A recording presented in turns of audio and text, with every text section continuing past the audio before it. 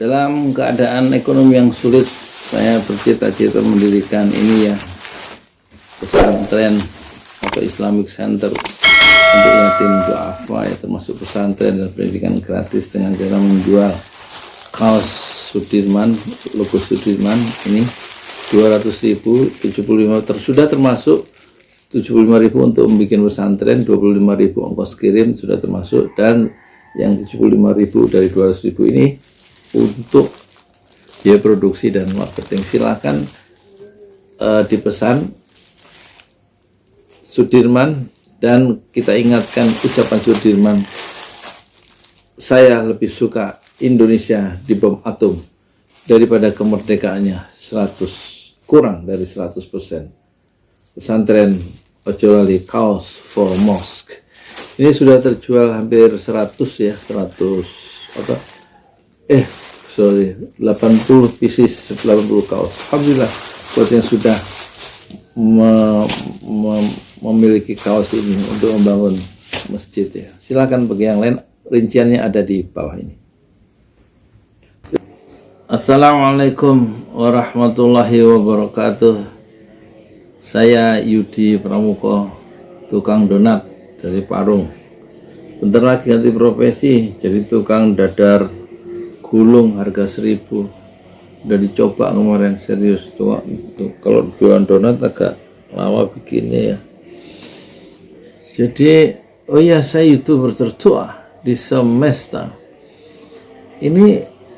Kita amati Indonesia kita ini makin meluncur turun ya, makin meluncur turun. Salah satunya ditandai dengan pembakaran spanduk bergambar Habib Rizik dibakar. Itu kan mencerminkan nilai-nilai yang turun ya. Pertama misalnya kita lihat dari segi ekonomi dulu deh. Tukang somai yang lewat di depan rumah saya, dia bawa setoran dari bosnya. Omsetnya sebelum sebelum COVID, sebelum corona itu 800.000 tuh. Berangkat jam 7, pulang maghrib ya. Kemarin saya tanya, paling sekarang dapat 200 paling tinggi. Berarti jauh ya turun income-nya itu. Tukang baslok begitu, sekolah-sekolah tutup, dia juga keliling ya, keliling anak sekolah juga. Uang jajan yang tadinya 15.000 sehari, saya tanya anak-anak santri saya yang remaja, sekarang dijatah satu hari 2.000 atau 3.000. Jadi daya beli untuk jajan juga berkurang jauh ya.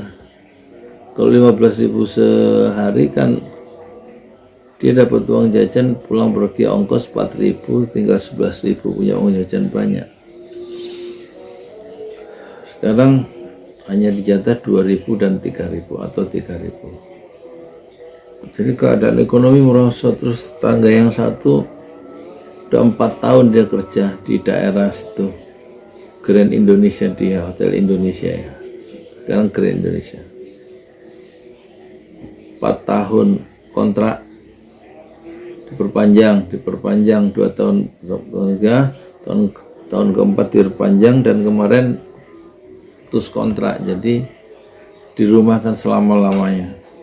Kok bisa outsourcing 4 tahun berturut-turut nggak diangkat jadi karyawan? Ini ada salah sistem yang keliru berarti kan. Dengan outsourcing itu membuat pengusaha itu berjaya, bekerja itu menjadi papa ya. Nggak ada jaminan masa depan, nggak seperti dulu orang bekerja sampai pensiun di satu perusahaan swasta misalnya. Sekarang itu hampir nggak mungkin terjadi itu. Dulu zaman saya kerja, seorang karyawan baru di tempat kerja saya dulu itu bulan ke-6 sudah harus diputuskan oleh manajemen. Percobaannya kan 3 bulan pertama, terus 3 bulan kedua kalau nggak salah. 6 bulan harus diputuskan dipakai atau diangkat jadi karyawan, gitu ya. Jadi nggak ada sampai 4 tahun itu, setahun percobaan kontrak terus dilepas begitu dalam waktu 4 tahun, padahal sudah punya keluarga dan punya anak 2 atau 3. Ini ada yang salah nih, desain ketenaga kerjaan kita dan desain ekonomi kita. Tapi sementara pejabat-pejabat kita itu hidup bergelimang harta ya. Politisi-politisi Senayan tuh dari segi mobilnya dan rumahnya nggak ada yang sederhana ya, mewah kalau ukuran zaman sekarang ya. Jadi ada semacam disparitas ya. Disparitas itu apa? Perbedaan kesenjangan ya antara rakyat dan pemimpinnya, antara rakyat dengan wakil rakyat itu. Ya kan, ada disparitas kesenjangan ekonomi yang jauh ya. Yang kaya makin kaya ya, yang miskin makin susah. Ini masalah kita. Terus dari segi politik, itu dari segi ekonomi, dari segi politik terjadi pembelahan yang tajam ya antara pendukung pemerintah dan yang mengkritik pemerintah, tajam. Dengan jargon-jargon bahasa hewan itu masih belum hilang sampai sekarang ya. Dari kedua belah pihak, dari ustadz-ustadz dan dari ulama-ulamanya menggunakan jargon sama. Jadi residu sisa-sisa pertarungan di Pilpres itu bukannya hilang setelah terpilihnya presiden baru, tapi justru semacam terlembagakan ya sampai ke bawah itu.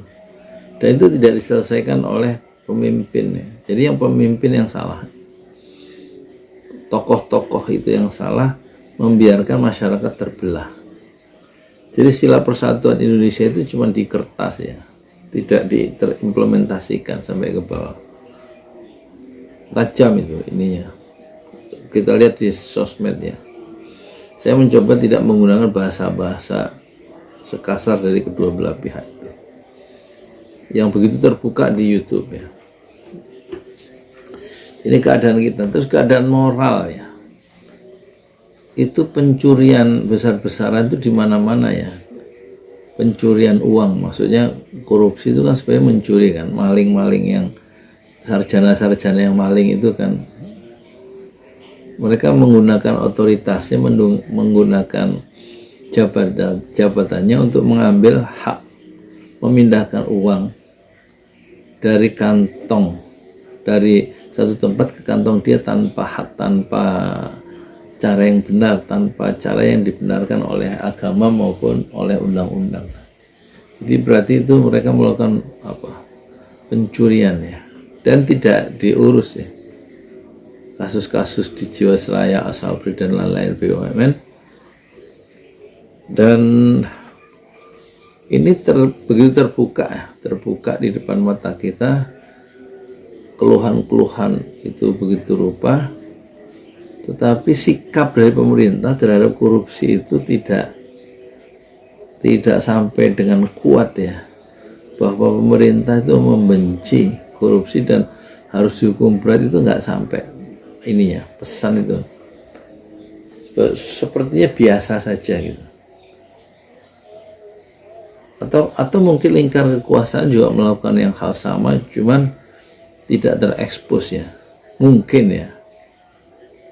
Sekarang Najib Razak itu kan mendekam di penjara katanya di Malaysia ya, di bawah Perdana Menteri siapa setelah Mahathir itu menyerahkan kekuasaannya kepada siapa itu, Perdana Menteri Malaysia yang baru itu, bukan Mahathir sekarang kan. Itu kan baru terbongkar itu kasus skandal proyek obor itu bersama pejabat Malaysia itu yang menekan proyek-proyek dari Cina yang besar-besaran itu. Jadi baru terbuka setelah kekuasaan itu lepas ya. rupanya tadi kekuasaannya itu dipakai waktu itu oleh pejabat di Malaysia untuk memproteksi, ya, melindungi, ya, apa itu, kejahatan yang dilakukan. Ketika kalah pemilu, kekuasaan berganti, proteksi itu hilang, proteksi politik hilang, kekuasaan politik hilang, terbuka sekarang. Yang dilindungi itu sekarang terbuka, ternyata ada nerima komisi, nerima suap menyuap begitu dalam mempersilahkan proyek-proyek Cina itu beroperasi di Malaysia. Kasus Malaysia, kita khawatir kasus itu polanya sama, ya, karena pemainnya sama, yang beri utangan sama, yaitu proyek obor Cina itu. Hanya pemainnya berbeda, persoalannya manusianya sama. Sifat tamak manusia itu sama. Dari zaman dulu, di dalam Quran, watak manusia itu sama. Zaman dulu, zaman modern maupun nanti modern zaman. Watak manusia itu tidak berubah sepanjang masa. Yang berubah hanya lingkungan, bangunan-bangunan, ya, perkembangan ilmu pengetahuan. Tapi watak manusia itu sama. Yang harus kita saling ingatkan. Nah, ini dalam rangka saya mengingatkan supaya tidak meluncur bersama-sama dan ambles bersama-sama sebagai umat dan bangsa, karena nilai-nilai keutamaan, nilai-nilai kejujuran itu sudah meluncur sedemikian rupa di negeri ini. Susah. Coba tunjukkan ke saya orang yang jujur, ya, yang jujur, yang betul-betul ini, ya. Kasus Nadiem Makarim itu kan menunjukkan ketika uang 1,5 triliun anggaran pendidikan itu bisa menggoyahkan, ya, atau keputusan itu bisa membuat orang itu merasa tidak adil, ya. Itu karena uang kan sebenarnya kasusnya itu. Jadi yang harusnya dapat tidak dapat, yang harusnya tidak berhak menjadi dapat uang itu dengan alasan macam-macam, itu kan nanti kalau sistemnya nggak transparan atau dikelola dengan cara yang tidak memiliki kompetensi di bidangnya, itu terjadi kebocoran, dan uang itu tidak bocor sebenarnya, ditampung ditampung oleh kantong-kantong orang-orang yang greedy, orang-orang yang tamak, dengan cara yang lebih sophisticated, ya, dengan cara nampungnya dengan cara yang lebih canggih, karena memang dia mempunyai tingkat intelektualitas yang tinggi. Jadi cara menampung uang yang bocor itu, atau uang yang salah sasaran, anggaran yang sengaja dibikin salah sasaran, itu sengaja, itu nggak kemana-mana uang itu kan, ada ditampung. Ya sebenarnya kan itu nggak fair kan, nggak hak dia dapat, nggak berhak dapat itu. Kalau nggak ada masalah, nggak mungkin Muhammadiyah dan NU mundur kan dalam program organisasi penggerak itu, ya, gagasan yang ternyata bukan gagasan Nadiem Makarim, gagasan satu lembaga swasta yang sudah menjadi merek dagang, sudah dipatenkan sebagai merek, ya. Nah, itu menunjukkan ada masalah, ya, pada tingkat konsepsi di dalam mengurus masalah yang penting soal pendidikan, ya. Asalnya pendidikan, sehingga lahir orang-orang yang memiliki mindset yang kemudian membuat bangsa ini sama-sama meluncur, ya, karena mindsetnya yang tidak menjaga kejujuran, keadilan, dan kebenaran itu. Jadi sifat berkorban itu juga tidak tampak dari pemimpinnya. Membela rakyatnya itu enggak cuma lip service, ya, di TV, di media sosial, bela rakyatnya, tapi lifestyle, ya, gaya hidupnya tidak meyakinkan bahwa mereka itu membela rakyat yang dipimpinnya, lifestyle-nya. Dan ucapannya itu kan banyak bohong, ya, antara A kenyataannya B, gitu, ya. Jadi inilah masalah-masalah nilai itu menjadi persoalan, ya. Masalah moral itu rusak, ya. negeri kita sendiri, negeri saya maksudnya, ya kan? Ekonomi meluncur turun. Kemarin ada survei dari, kalau nggak salah dari LSI ya, DNICA, itu disurvei 70% pendukung Jokowi, itu 70% penghasilannya turun ya. Gimana ya, pendukung Jokowi yang disurvei itu penghasilannya merosot ya sampai 70% ya, income-nya. Jadi kualitas kehidupannya merosot ya, dari segi ekonomi mungkin begitu. Artinya bukan membaik lah gitu. Apalagi tahun ini kata Sri Mulyani, kalau 5 tahun kemarin itu pertumbuhannya nggak tumbuh, sebenarnya cuma 5% terus gitu ya. Kalau kata di DJ Rahbi ini untuk mensejahterakan, menciptakan lapangan pekerjaan untuk segini banyak orang, 270 juta penduduk, itu harus tumbuh 2 digit kan, sekitar 10% per tahun. Ini 5 tahun itu 5%, 5%. Jadi nggak tumbuh karena itu sektor konsumsi saja, belanja uang untuk konsumsi, jadi tetap 5%. Kalau tumbuh ya mungkin 8%, ini nggak tumbuh.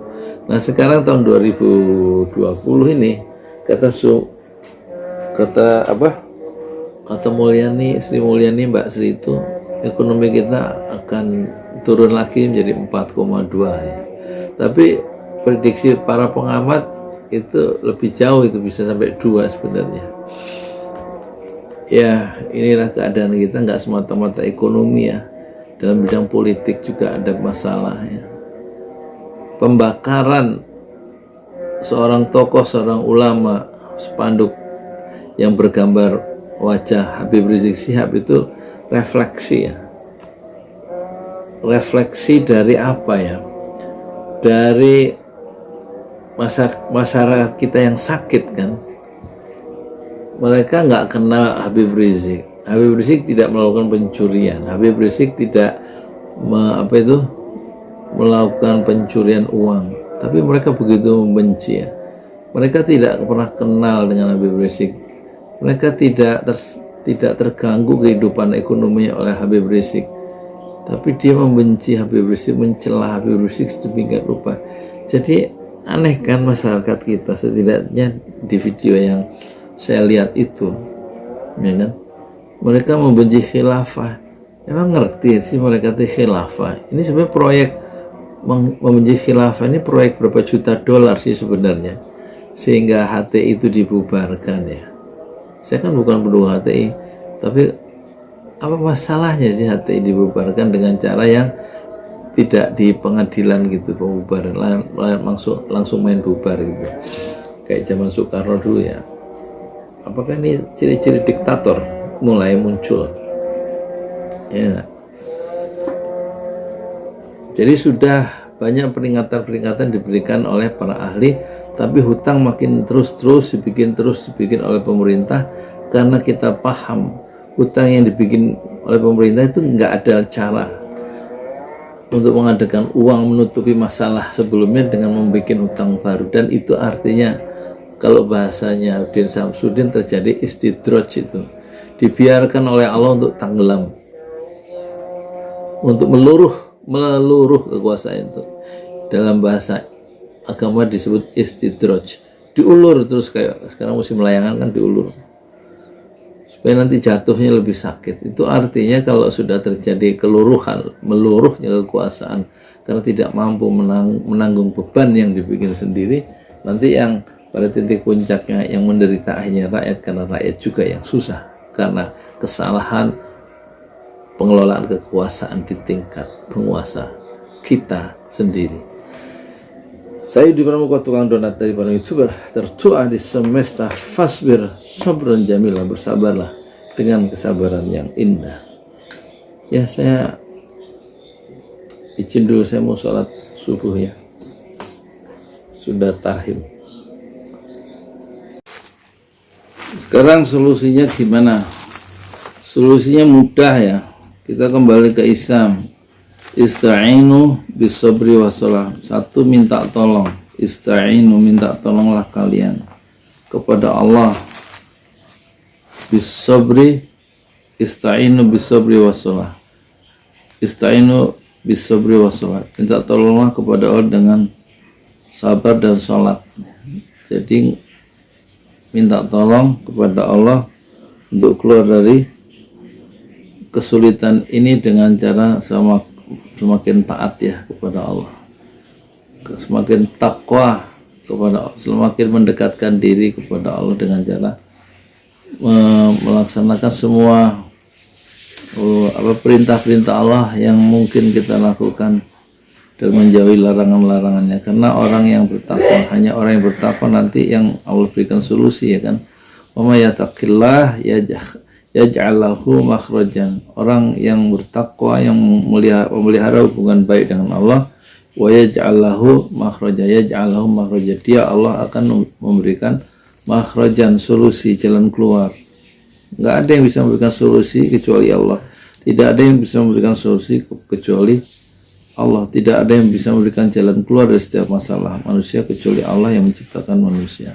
Wa yarzuqhu min haitsu la yahtasib. Karena dengan mendekatkan diri atau dengan semakin takwa memelihara hubungan baik dengan Allah, maka Allah akan memberikan yarzuqhu, ya, memberikan rezeki min haitsu la yahtasib, dengan cara yang tidak diperkirakan oleh manusia itu sendiri. Jadi kuncinya adalah minta tolong kepada Allah dan menjadi bertakwa kepada Allah.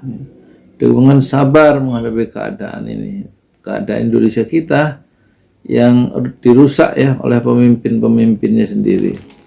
Karena pemimpin-pemimpin Indonesia ini mengejar materi dunia yang tidak habis-habisnya, tamak dia. Ya. Kalau biasanya politik dan ekonomi kan seperti koin, satu koin dengan dua sisi mata uang, yang satu politik, yang satu ekonomi. Kenapa mereka begitu? Karena ada kepentingan ekonomi yang tidak terkendali, sehingga keputusan-keputusan politik, cara mengambil kekuasaan, menggunakan kekuasaan itu salah karena berorientasi pada kepentingan nafsu pribadi tadi atau nafsu kelompoknya yang nggak terkendali, yang tamak dan merasa bisa melakukan segala-galanya karena punya power. Itu penjelasannya. Kenapa keadaan rusak? Karena rusak orang-orang yang punya kekuasaan tadi, nggak amanah, bohong mereka tuh, ya kan? Itu masalahnya. Yang karena mereka harus bertanggung jawab kepada 260 juta, jadi yang kena korban itu akhirnya masyarakat banyak karena sistem politik dan kekuasaan yang mereka gunakan secara keliru. Jadi rakyat kita harus sabar dan kemudian jaga sholat ya, sholat di waktu, ke masjid aja semua. Sekarang subuh ke masjid, lohor ke masjid, asar ke masjid, maghrib ke masjid, isya ke masjid. Karena tanda orang munafik itu, kata Rasul, kalau orang itu berat melaksanakan sholat subuh dan sholat isya, itu tandanya orang munafik. Atau tanda orang munafik dalam Quran itu kusala, kalau dia sholat itu di samping ingin dilihat orang, sholatnya itu ingin dilihat orang ya. Silakan dicari nanti di Qurannya pakai kitab Al-Mu'jam ya, pakai kitab pencari ayat Al-Quran dengan cepat seperti ini ya. Saya nggak tahu di surat berapa, pokoknya orang, tanda-tanda orang munafik itu kalau dia sholatnya ingin dilihat orang, yang masuk kamera maksudnya. Dan kemudian kusala, dilakukan dengan semangat atau dengan cara yang males. Jadi kita ukur sendiri tingkat kemunafikan kita, apa kita itu males sholatnya atau pengen dilihat orang, atau waktu subuh dan isya itu berat melakukan sholat subuh dan isya. Itu dihilangkan dengan cara sholat dibetulin lagi ya, untuk menghadapi kehidupan yang makin memburuk pada tingkat global.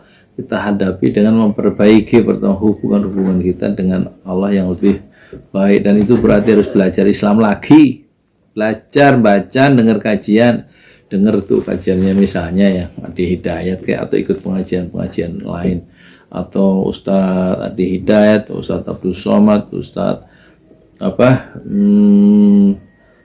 Abdul Qadir Jawas, Khalid Basalamah, atau siapa lagi yang itu, siapa Ustadz ya, banyak Ustadz yang lain tuh ya, yang ada ilmunya ya, bukan Ustadz yang begitulah. Jadi kembali ke Al-Quran dan kemudian secara praktis mulai menolong diri sendiri dengan dagang aja, dengan jualan ya. Jualan apa kayak semua bisa dijual kecuali dua yang tidak boleh dijual ya. Yaitu keimanan jangan dijual, dan yang kedua harga diri jangan dijual ya. Nggak apa-apa jadi tukang donat, dorong gerobak nggak apa-apa. Dan sekarang minggu ini saya mau jualan dadar telur gulung Rp1.000 untuk menolong diri sendiri, nggak apa-apa ya. Apa masalahnya ya kan?